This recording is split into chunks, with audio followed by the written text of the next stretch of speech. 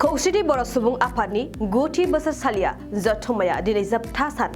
खौसेथि बर' सुबुं आफादनि 9थि बोसोरसालिया जथुम्माया कामरुप मेट्र' जिल्लानि गुवाहाटी नोगोरमानि श्रीमन्त शंकरदेव कलाक्षेत्रआव सानथामनि हाबाफारिजों खुंफुंजादोंमोन। बै दाननि थांनाय 5 खालारखालि बे जथुम्माया जागायो आरो फैयै फैयै दिनै जोबथा सानाव आगान होबाय। मख'नो गोनांदि बे जथुम्मानि गेजेरजों मिरु खौसेथि बर' सुबुं आफादनि गोजाम मावफुं आफादखौ सिफायनानै गोदान मावफुं आफाद दानानै लानाय जायो। बेबायदिनो दिनैनि जोबथा सानाव जोबथा हाबाफारि बादियै गेवलां मेल हाबाफारि लानायखौबो मिथिहोदों।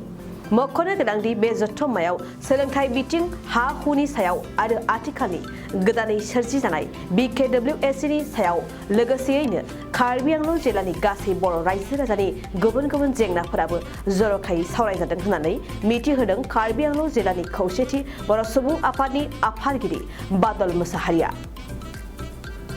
9थि खेब खौसेथि बर' सुबुं आफादनि मिरुनि नैबे सानथामनि जिथु हाबाफारि लानानै खुंनाय जोंनि बोसोरसालिया जथुम्मा, बे बोसोरसालि जथुम्माया अलरेडि दिनै फैयै फैयै जोबफैबाय। दा जोबथा हाबाफारि बायदि दङ जोंहा नैबे अपेन मिटिं। बे अपेन मिटिंनि उनावनो मोनायाव बिदि कालचारेल रंजानाय बाजानाय थागोन, खिन्थु जों बुंनांगोन दिनै जोबथा सान, दिनैनि उनाव गैलिया। दा जायखिजाया बे समाव आङो बेखौसो नोंथांमोननि सिगाङाव फोरमायनो सानदों जे जोङो जिल्ला गासैखौ लानानै बे जिथु जोंनि खौसेथि बर' सुबुं आफादनि बे 9थि खेब जिथु बोसोरसालिया जथुम्मा, बे बोसोरसालि जथुम्मायाव जोङो बांसिनै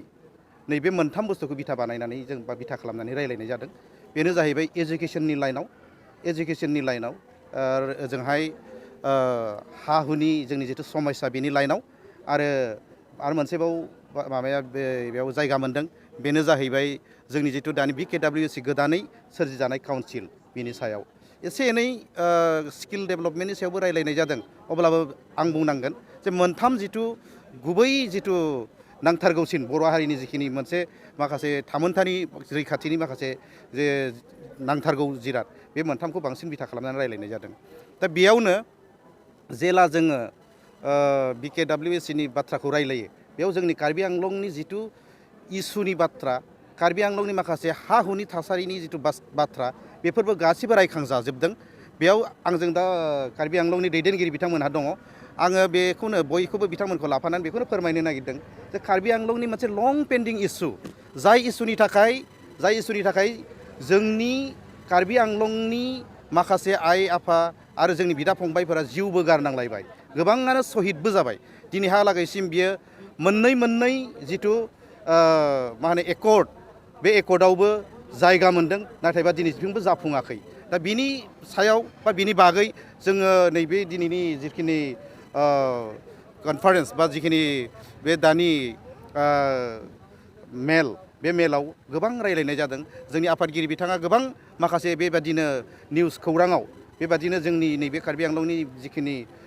माखासे प्रब्लेमसफोर, बेखौ लानानै गोबाङावनो बुंदों। दा आरो जोङो आसा खालामदों नैबे साननैसोनि उनावनो मिरु एबसु आरो जोंनि मिरु खौसेथि बर' सुबुं आफाद, बे खैदिनाव जोङो साननैसोनि उनाव दिल्लीयाव निस्सय थांबावगोन। जोङो एसे खबरा खबरि जालायलायगासिनो दङ। बेयाव थांबा जोङो आरोबाव जोंनि कार्बि आंलंनि इस्युखौ लानानै गासैबो जोंनि हा-हुनि जिथु समस्या, जोंनि जिखिनि बेबादिनो एजुकेसन साइडनि समस्या, स्कुल माखासेयाव टिचार्सनि अभाबनि जिथु समस्या, बेबादिनो गोबां माखासे समस्याफोरखौ जोङो हजोंहाय थांनानैबो जोंनि सेन्ट्रेलनि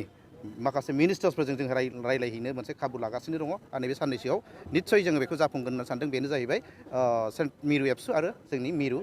खौसेथि बर' सुबुं आफादजों। दा बे समाव आं बेखौबो खोन्थानो लुबैदों जे कार्बि आंलंनिफ्राय नैबे बिथांमोनहा, जिहेथु आंबो कार्बि आंलंनि, बिथांमोनहा माखासे रेजलिउसन्स लाबोदों। नाम्बार 1आवनो नैबेनो थाखाबाय, जाय बुस्थुखौ आं एसे आगोलावसो बुंदों, मोनसे लं पेन्डिं इस्यु, जाय इस्युनि थाखाय दहाय एसे आगोल बुंनाय बायदि जों गोबां सुबुङानो, जोंनि बिर जोहोलावफोरा जिउबो गारबाय, गोबाङानो जिनाहारिबो जाबाय। दा बे मोनसे इस्यु थाबाय नाम्बार 1आव। नाम्बार 2आव जाहैबाय बेनो जे जिहेथु कार्बि आंलंआ नैबे जोंनि जिथु BKWSनि आवथायाव गोलैया, बिनि बेन्दोङाव गोलैया, आरो एखे रोखोमैनो BTR बा BTCआवथ' गोलैखायानो। दा बेनिखायनो जोङो मोनसे बुस्थुखौ लुगैबाय थादों जोङो रायजोफोरा जोंखौ जिहेतु बुंबाय थादों जे माबा मोनसे जोंनोबो अबेबा नङा अबेबा मोनसे खनानिफ्राय माबा मोनसे सुबिदा होनो हागोन नामा दा बेखौनो जों बुंदों जुदि सिस्टेमा थिनोब्ला इफ देयर इज फिजिबिलिटि जुदि सिस्टेमा थिनोब्ला जोंखौबो मोनफ्रोमबो समाव मोनफ्रोमबो खेबावनो सासे नङा सासे नमिनेटेड बेबायदि मा होनो GM बा EM बायदि लालांनो हायो नामा जेरै जोङो दा मोननानै दङ जों बिराद गोजोननाय मोनदों जों दानि जिखिनि BKWC सामलायगिरि बिथांमोन बा जोंनि गासै आफादनि दैदेनगिरिफोरखौ जोङो थेंक्स होनांगोन जोंनि गेजेरनिफ्राय दाबो दङ सासे कार्बि आंलंनिफ्राय बेनो जाहैबाय अनिल बसुमतारी गेदेमाया दिनै एजुकेशननि EM जानानै दङ दा बेबादिनो जोङो उनहालागैबो उननि पर्जाफोरावबो सिस्टेमनि गेजेरजों जों माबा मोनसे बानायनानै लानो हायो नामा जे उनहालागैबो बेनि गले गले मोनफ्रोमबो खेबाव जे जोंनिफ्राय थानाय आरो बेखौ जों ओरैनो बुङाखै बे जिनिसा जायोब्ला जों जिहेतु बाहेरानि बर'फोर बायजोनि बर'फोरा खौसेथि थानांगौब्ला जोङो गासैबो इक'नमिकेलि कालचार गासैबो बे लाइनावबो थानांगोन नङाबा गाबोन समफोर बुंगोन कार्बि आंलंनि माखासे दैदेनगिरि बा कार्बि आंलंनि माखासे आइ आफाफोरा जोंखौ सोंगोन जे जोङो BKWC दङ BTRआवबो जों जेबो मोना जोंनोबो माबा मोनसे मोनहोनाय राहा खालाम नङाबा जोंहालाय बे संगठनाव बा बे माखासे BKWCखौ बाख्नायनायाव माबा बुंफानायाव मदद होनायाव जोंहालाय मा लाब दं जाहाथे बेखिनिया बुंलायलायनो हाया बुंनो मोना जों बेखौ लुगैगोन माबा मोनसे नङा माबा मोनसे वेजों जोंनो जेरै जों बे रेजलिउसनाव दङ बिथांमोना आंनो दिन्थिदों रेजलिउसनाव दङ बेनो जे जिहेतु गोजाननिफ्राय मालाबा फैनानै कार्बि आंलंआव MP MLA बर'फोरनिनो गिदिर दैदेनगिरि बिथांमोनहा रेस्ट लाफैयो दा बिनिखायनो जों लुगैदों कार्बि आंलंआव मोनसे आलासि जिरायग्रा मोनसे गेस्ट हाउस बेखौ गोबां खेब ओरैनो इनफर्मेलि रायलायनाय जाबाय थादों आरो बे बुस्थुखौबो जोङो दिनै फर्मेलि